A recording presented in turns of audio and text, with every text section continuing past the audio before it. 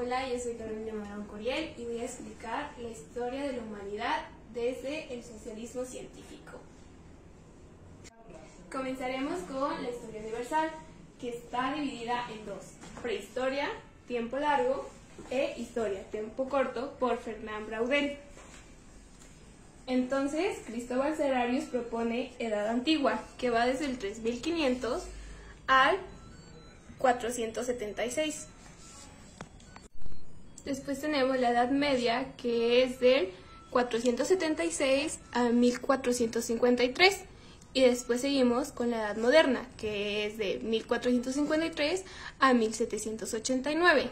Después de ahí nos vamos al Paleolítico, que va desde el 6 millones al 8000, que es por Christian Thomsen, quien propone el periodo Paleolítico. Después de ahí, que va desde el 6 millones al 8, y el Neolítico, que va desde el 8 hasta el 3500. Siguiendo con el tercer corte, con Holder Westrop, quien propone un periodo entre estos dos, que es el Mesolítico, que va desde el 10 hasta el 8000. El cuarto corte en la historia, con Eric Hobsbawm, proponiendo la Edad Contemporánea, que va de 1789 a 1980, y con esta le sigue la Edad Postmoderna, que es de 1980 hasta la actualidad. Después seguiremos con las eras geológicas, que vamos con Epicámbrica, que es la creación de la Tierra, que va desde el 4600 o 4500 a 540 millones de años. Le sigue la Paleozoica, que va desde los 600 o 540 a 250 millones de años. Después le sigue la Mesozoica, que va desde el 251 a 60 o 65 millones de años. Después de esa nos enfocaremos más en la era Cenozoica, que es de 65 millones de años hasta la actualidad. La era Cenozoica se divide en dos: terciario y cuaternario. El terciario va desde el 65 millones al 1.8 millones. Y el cuaternario va del 1.8 millones hasta la actualidad. Bueno, el terciario. Este se caracteriza por tener un clima cálido seguido de un enfriamiento progresivo, con una flora y fauna que va adquiriendo las características actuales.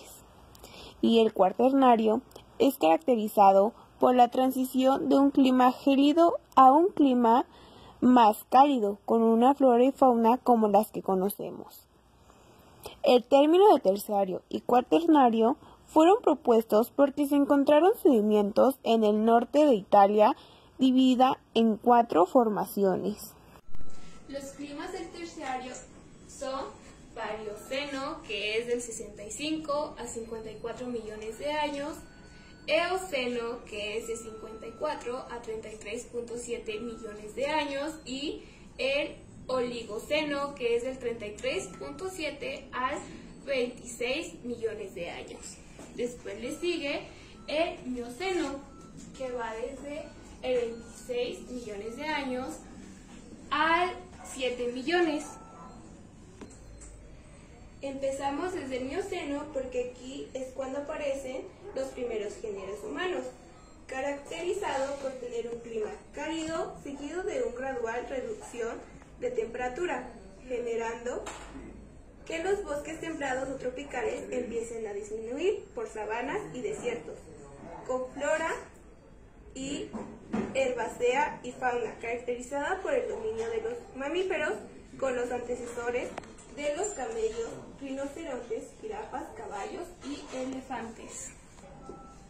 Después le sigue el Plioceno, que va del 7 millones al 1.8 millones de años, Se caracteriza por tener un clima gradualmente frío, generando que en las áreas cercanas al Ecuador sean sumamente frías, y en África del Este están las sabanas y desiertos, que se expandieron y fueron más áridos, con flora herbácea y de hojas caduca, con fauna que comprende desde jirafas, elefantes, hienas y felinos. En el periodo cuaternario se comienza con el Pleistoceno, que va del 1.8 millones de años hasta el 11.500, con un clima entre frío y templado, caracterizado por un clima gélido con las glaciaciones, generando una disminución de las lluvias que hace que las zonas desérticas y sabanas fueran más secas y extensas, con fauna compuesta de mamíferos gigantes como el mamut, así como otros mamíferos como el tigre de dientes de sable, asnos, ciervos, osos, elefantes, entre otros, con una flora de plantas herbáceas o leñosas, acorde a su cercanía a los polos o el Ecuador. Después le sigue el Holoceno, que va del 11.500 hasta 1999, con un clima cálido, con algunas eras de hielo. La conformación de los climas actuales acordes a su región geográfica. El deshielo de la última glaciación, con inundaciones y la expansión de la flora y fauna, las cuales serán diferentes acorde a la zona geográfica en la que se encuentre. Por último, se encuentra el Antropoceno, que va de 1999 hasta la actualidad, caracterizado por tener diversos cambios en el clima, por el impacto que ha generado el hombre en los ecosistemas, al contaminarlos, afectando la fauna y flora que se encuentra en dichos espacios, con la presencia de fenómenos como el de la niña y el niño, entre otros.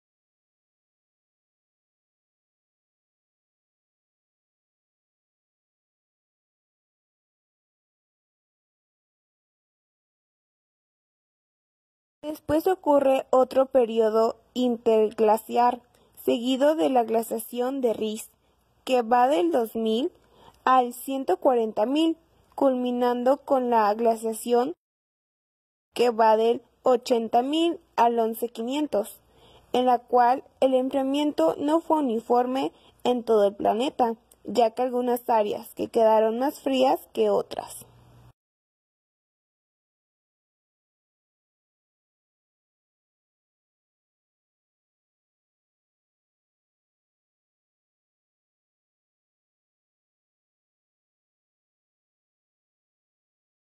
Para poder entender un poco, explicaré un poco del socialismo científico, que es un modelo historiográfico creado por Karl Marx, que busca observar e interpretar los hechos del pasado de forma diferente, a partir de los aspectos sociales, económicos, materiales y laborales, siendo el aspecto social la interacción humana y el aspecto económico está ligado al recurso monetario y el trabajo del hombre. En cuanto a lo material, es por los objetos de uso cotidiano y el aspecto laboral conformado por la actividad que desempeña el hombre. Entonces tenemos que el socialismo científico tiene dos grandes conceptos, los cuales son materialismo histórico, que es una forma de hacer una nueva interpretación de la historia, estableciendo etapas basadas en los modos de producción, los cuales son los tipos de trabajo que hace el hombre para generar algo. Y en segundo, el materialismo dialéctico, que son las diversas formas de pensamiento expresadas en la cultura, la sociedad, ideologías o religión, dictaminadas por el modo de producción. Es fundamental, ya que gracias al clima determina la actividad humana y los modos de producción. Así pasamos con la línea del socialismo científico.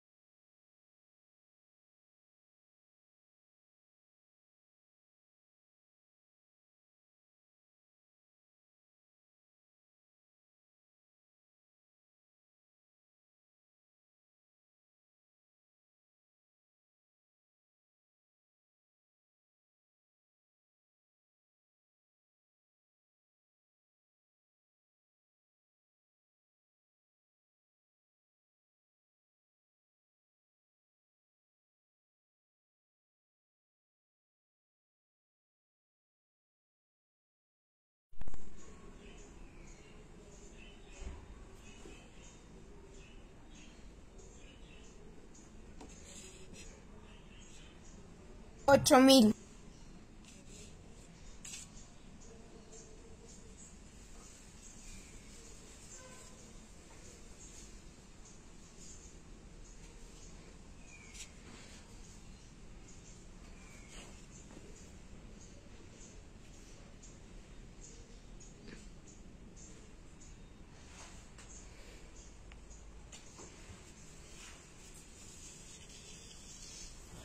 'Posteriormente se daría un cambio hacia el capitalismo a partir del año 1501 hasta la actualidad, caracterizado por la propiedad privada en los medios de producción y la acumulación del capitalismo obtenido de un trabajo o labor que implique crear un objeto para venderlo a mayor precio del costo generado, el cual dicho dominio sobre los medios de producción y las ganancias obtenidas estará en manos de los capitalistas, quienes también tendrán un cierto poder sobre el proletario, una clase social que al poseer su fuerza de trabajo se ve obligado a venderla a cambio de su salario para poder vivir.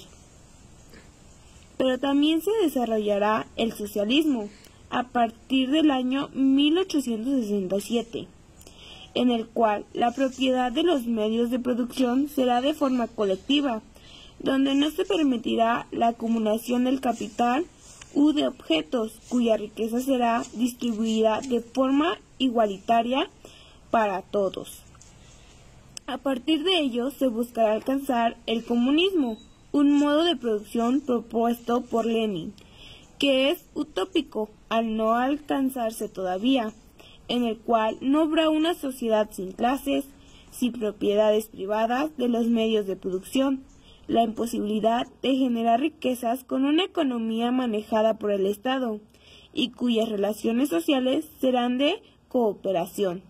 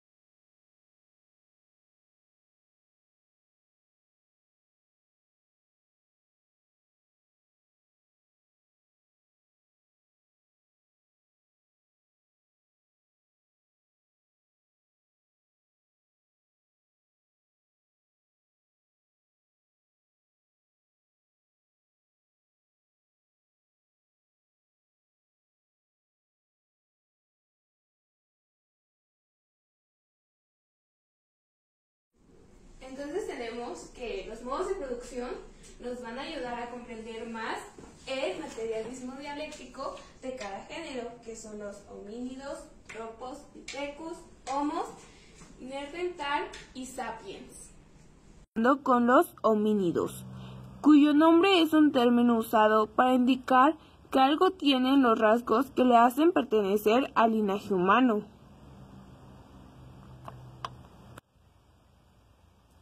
Los cuales surgieron hace 14 y 13 millones de años con el Dryopithecus hasta el Ardipithecus ramidus hace 5 o 4 millones de años.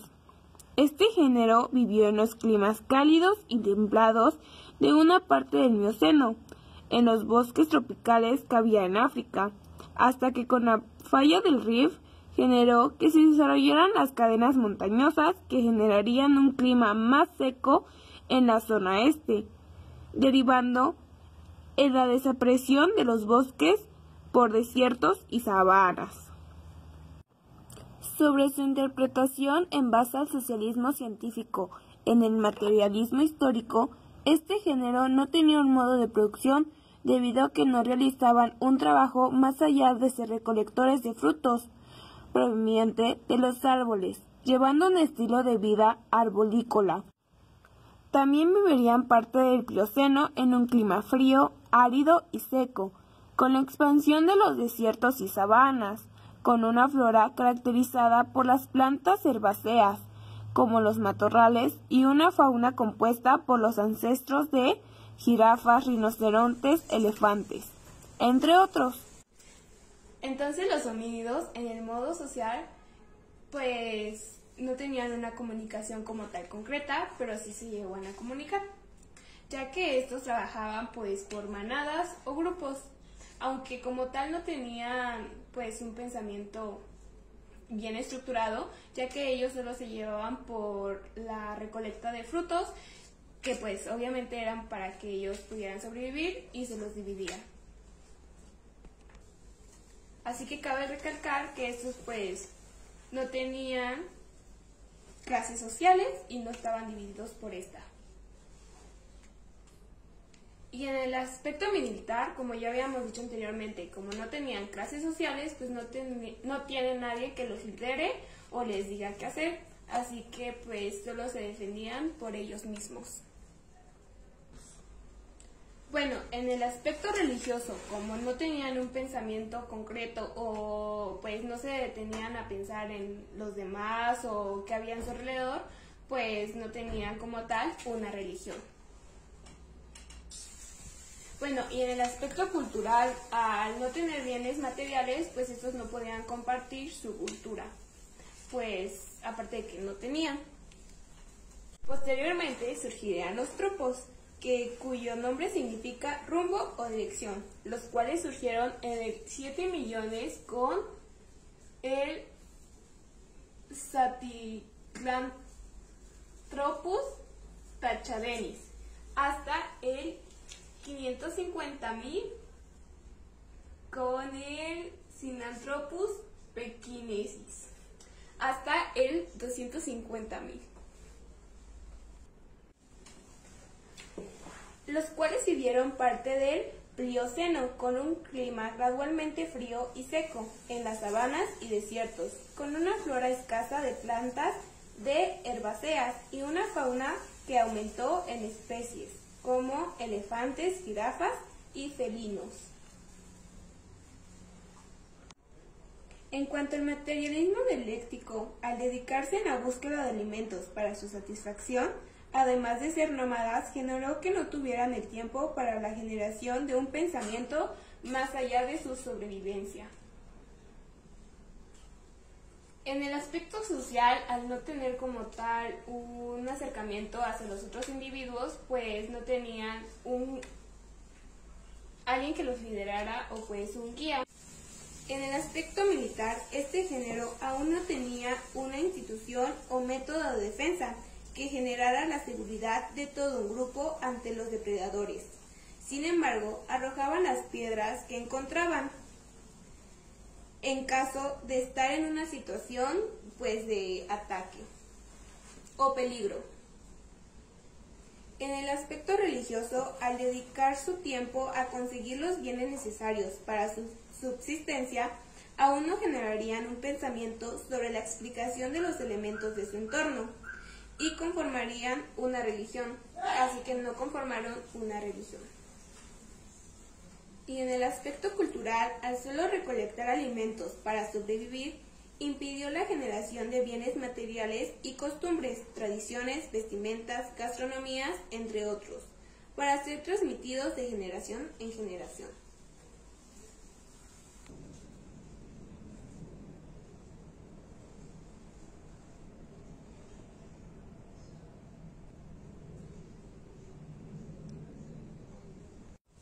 Después surgieron los Pithecus, que significa mono. Su primer género fue Australopithecus anamnesis, con 4.2 millones, y el último, que es el Australopithecus sediva, con 1.9 millones. En el aspecto político, al no haber clases sociales que generen problemas entre los integrantes de un grupo, producto de sus diferencias, no se necesitaba de la formación de un cuerpo legal que se encargue de resolver sus problemas, así como se encarguen de tomar decisiones sobre los demás para su administración, regulación y control, con el fin de tener un grupo en armonía. En el aspecto militar, la defensa de los integrantes del grupo, así como los alimentos que obtenían, estaban a cargo de algunos miembros que usaban herramientas para arrojarlos contra otras criaturas, para ahuyentarlos, mientras que el resto se ponía a salvo. En el aspecto religioso, este género humano no pudo tener el tiempo suficiente para observar, analizar y almacenar la información necesaria para cuestionarse sobre los elementos que forman parte de su entorno y emprender acciones para encontrar sus explicaciones y sustentarlas en base a una religión. En el aspecto social, las relaciones sociales eran de colaboración y cooperación en las labores necesarias para obtener los recursos necesarios para su subsistencia, además de no tener clases sociales. Estos vivieron parte del Plioceno, con un clima frío entre los polos y seco en los desiertos y sabanas, con plantas herbáceas y fauna compuesta de elefantes, jirafas y felinos. También vivían parte del Pleistoceno, con un clima más frío en la zona de los polares y más seco en las zonas áridas, con la misma fauna y flora. En cuanto a la interpretación en base al materialismo histórico, vivieron en el modo de producción del comunismo primitivo, debido a que las labores o trabajos que realizaban eran dedicadas para sobrevivir. Con ello generaban los bienes materiales necesarios, como las herramientas de piedra, para lograr su objetivo. Dichos bienes materiales eran de carácter colectivo, así como también, entre otros, que mantenían relaciones de cooperación y colaboración para obtener dichos bienes y defenderlos de otras criaturas que buscaban quitárselos. En cuanto al materialismo dialéctico, su pensamiento estaba orientado a la forma de cómo sobrevivir y los medios o bienes materiales que le permitían hacerlo, lo que derivó en el desarrollo de herramientas de piedra, hueso y madera.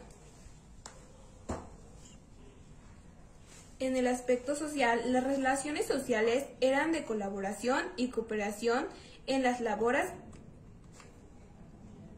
En el aspecto cultural, ya empezaban a transmitir sus conocimientos a nuevas generaciones, generando así un elemento cultural como la elaboración de herramientas destinadas para poder facilitar su trabajo, en la recolección de frutos o la obtención de carne de carroña. Después apareció el Homo, que significa hombre, y su primer género fue Rudolphenis, con 2.5 millones, y con el último, que fue el Homo florensis, con 600.000 al 50.000. Este género vivió en el Plioceno, con un clima frío en las zonas polares y seco en las áridas, con flora herbácea escasa y una fauna con poblaciones de jirafas, elefantes y felinos, así como también vivían en el Pleistoceno, con un clima más frío en las zonas cercanas a los polos y más seco y árido en las sabanas y desiertos, con una flora herbácea y leñosa, escasa, con una fauna compuesta de mamíferos más grandes, así como algunos pequeños. En cuanto a su interpretación en base al materialismo histórico, este género humano vivió en el comunismo primitivo, debido a que su actividad laboral estaba orientada a satisfacer sus necesidades básicas mediante la utilización de bienes materiales desarrollados, creados o modificados por los homos, como las herramientas de piedra y el empleo del fuego, para facilitar la relación de sus labores y trabajos. La propiedad de dichos bienes y recursos obtenidos son de carácter colectivo, el cual les pertenecía a todos y era defendido por todos, sin la posibilidad de acumular bienes materiales para generar una propiedad privada sobre ellos.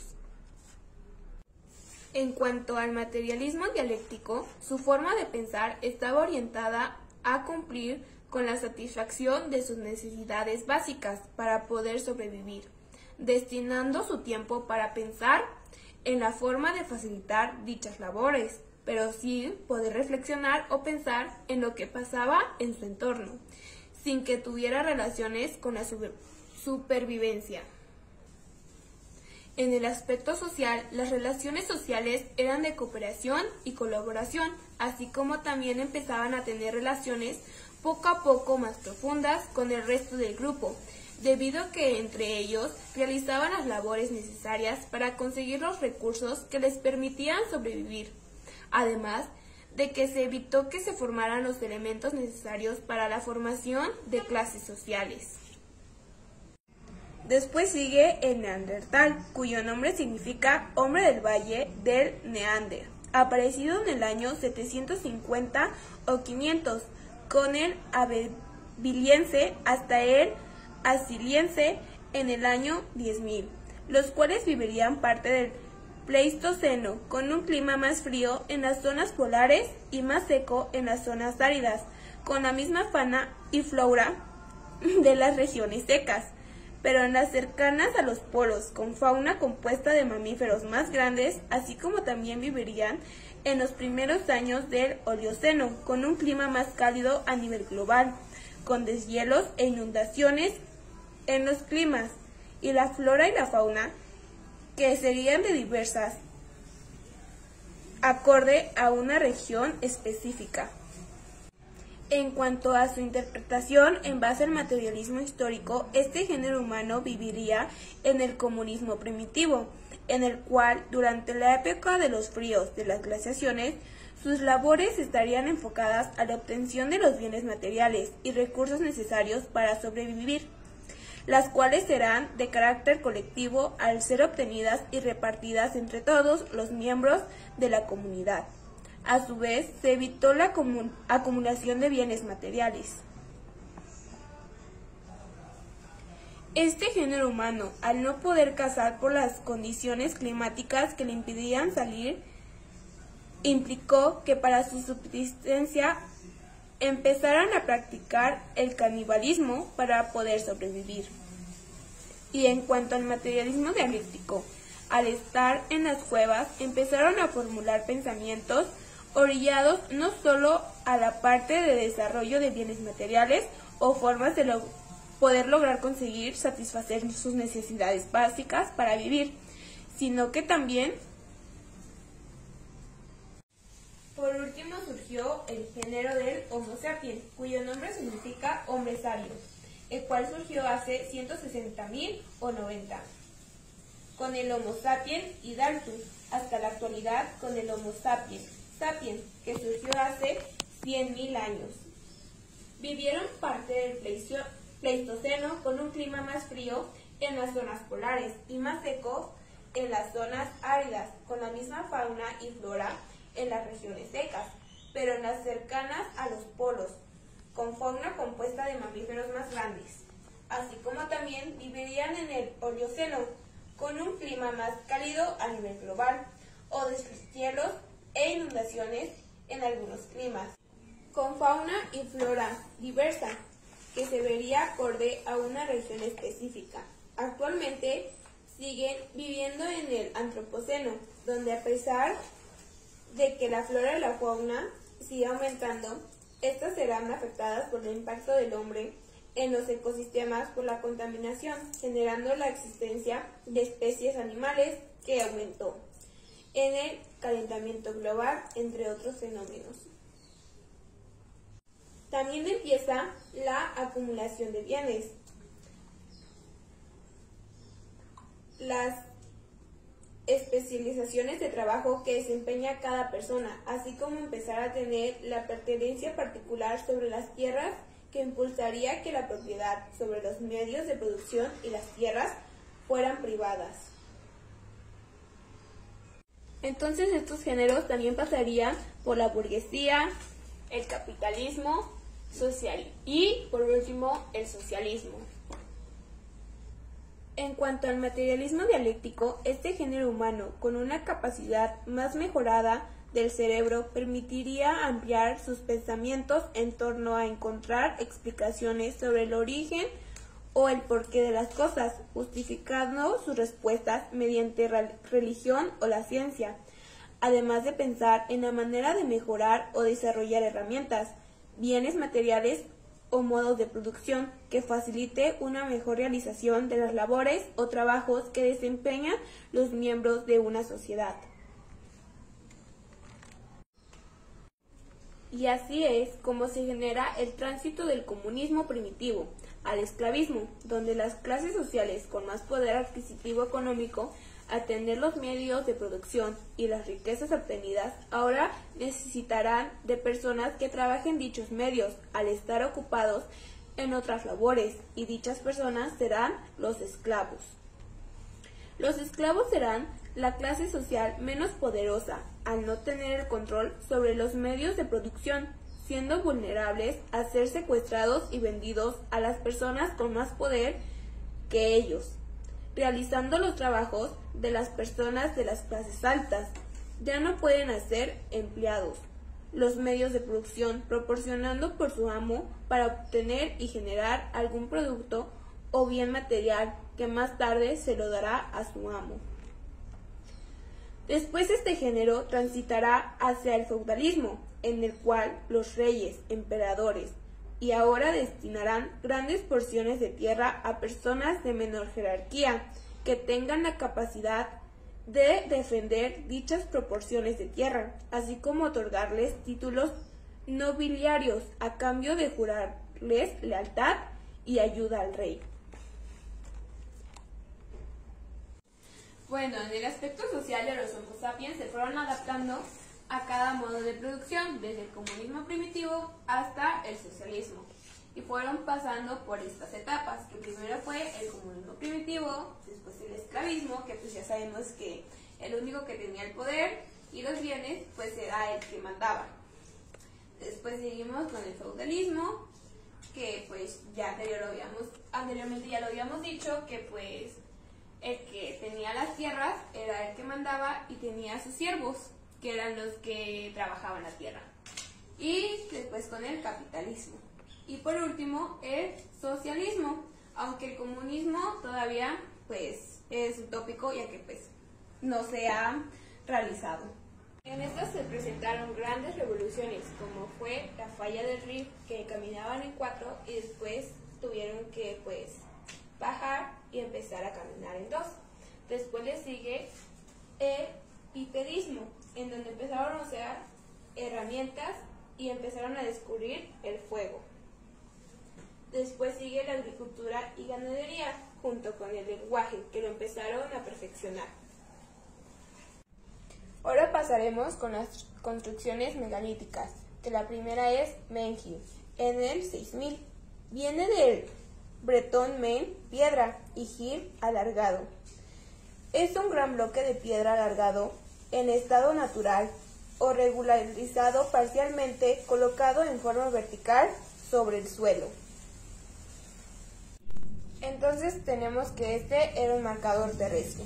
Después seguimos con el dolmen del 4200.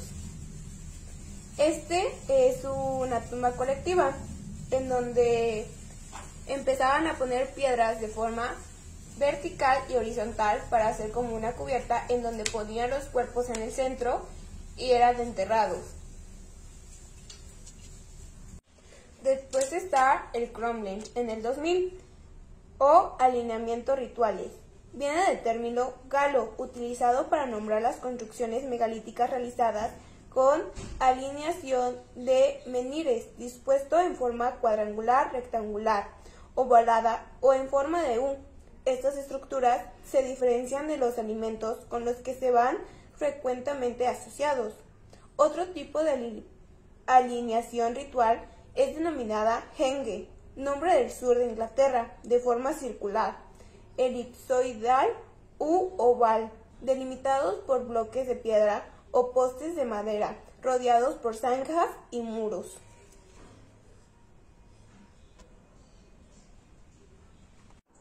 Después veremos a los géneros humanos distribuidos por todo el planisferio.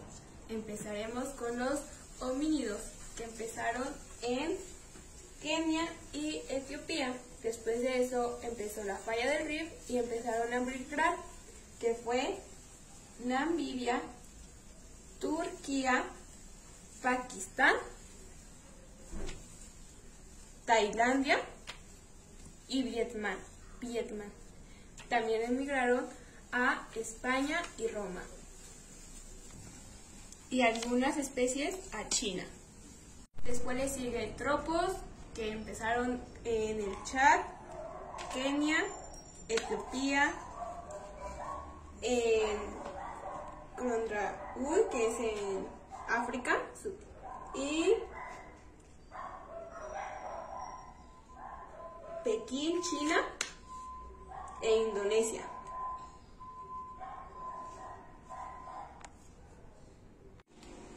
Después seguimos con los Pithecus, que se establecieron en Kenia, Etiopía, Chad y Sudáfrica. Después sigue el Homo, que empezaron también en Kenia, Etiopía, Tanzania, España, Alemania, Zambia e Indonesia.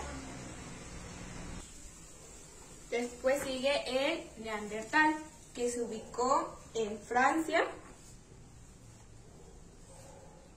Portugal, Asia Occidental, Tanzania, Rusia, Italia, y pues en donde más se establecieron fueron en España.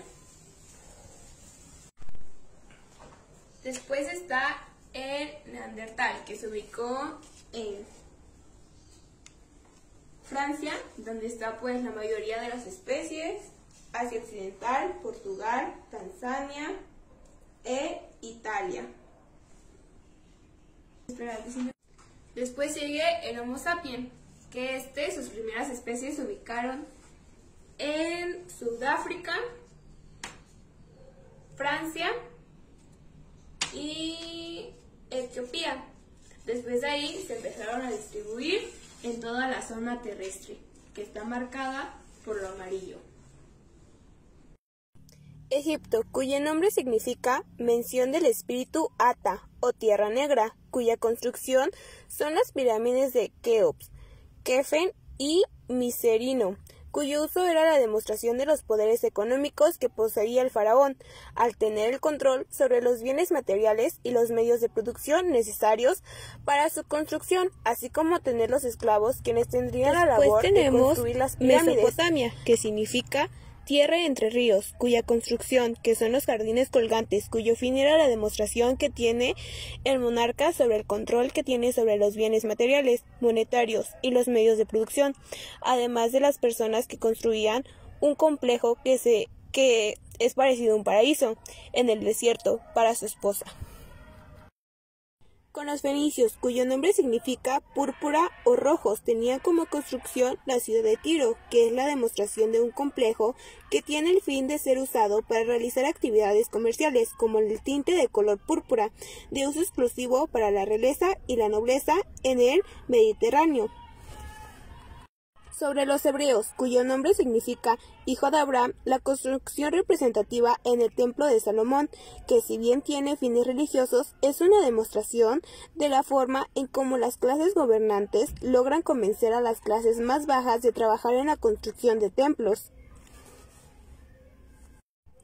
Con los hindús, su nombre significa río Indo, cuya construcción es la gran estupa de Sanchi o la tumba de Buda. También es un complejo que demuestra la capacidad económica, monetaria, material que podían controlar las clases más altas, interesadas en difundir sus creencias con la civilización china, que significa nación central, cuya construcción es la Gran Muralla China, construida para defender y proteger tanto las tierras necesarias para la subsistencia de toda esta civilización. Así que pues gracias a las murallas chinas pues se refugiaban pues atrás de la Gran Muralla China, que servía como protección para pues ellos. Sobre Grecia,